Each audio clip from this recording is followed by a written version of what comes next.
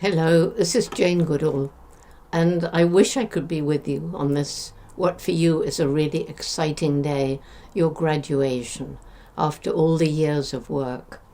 And you deserve special praise because you've graduated in spite of going through a really, really difficult year when schools were closed down and students were not allowed to get in contact with each other, and lessons had to be online, and you won out. You've succeeded. You've graduated. This is a very, very exciting day in your life. And I think that as you leave school, some of you will be going on to university, and some of you may not quite know yet what you want to do, but that's okay. Perhaps you can take a gap year, maybe. Maybe you can get some sort of job while you think. Keep your mind open, and then suddenly it'll hit you, that's what I want to do. And if that moment comes, that's what I want to do, then I want you to remember what my mother said to me when I dreamed of going to Africa. Everybody laughed at me. How would I do that? I was only 10 years old. Africa was far away. We didn't have any money, and I was just a girl. This is back a long time ago when girls didn't do that sort of thing. But Mum said, if you really want to do this, then you're going to have to work awfully hard, but take advantage of every opportunity. And if you don't give up, maybe you'll find a way.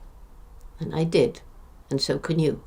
I can't begin to tell you how many people have said to me, you have shown me that because you did it, I can do it too.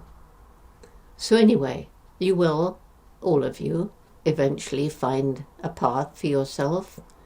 And the other thing that's really important to remember is that every day you live, you make some impact on the planet. And you get to choose what sort of impact you make. And it's the simple choices that you make that sometimes are important. Like, what do you buy? Did it harm the environment? Was it cruel to animals? Is it cheap because of child slave labor? If it is, try not to buy it. And when you meet someone, do you leave them with a smile on their faces? Or don't you care? All of these things add up to make a difference. And because more and more young people are understanding this, and more are joined up to programs like My Roots and Shoots program or some other youth program, then you know that collectively around the world, young people are making ethical choices. And this is leading to the kind of world that we all wish to leave for future generations. So I suspect that because of COVID, some of you are anxious, some of you are depressed as you face an uncertain future. This pandemic truly has changed the world. Some of you may have lost family or friends, and you know about all the loss of jobs, the economic chaos that the pandemic has created, and it's all over the world. But there is a silver lining. The pandemic has brought out the best in many people. Think of the people on the front line, the doctors, the nurses, the caregivers, who've risked and often lost their lives in helping people who are sick. And think of all those who've helped as best they could, taking food to people who couldn't go out, walking their dogs, all sorts of little things showing the best in human nature. And the other silver lining is that more people understand that it's our fault. This pandemic was brought about in large part because of our disrespect for animals. Animals who are sentient beings. We traffic them around the world. We sell them in wildlife markets. We crowd them together in factory farms. We create situations which make it relatively easy for, in this case, a virus to jump from an animal to a person. Unfortunately, this led to the disease COVID-19, which happens to be very contagious, and it spread around the world and caused all this chaos. But it's also made more and more people realize that we need to develop a different relationship with animals and a more respectful relationship with the natural world. And at the same time, we're facing climate change and loss of biodiversity. We're in the middle of the 6th great extinction.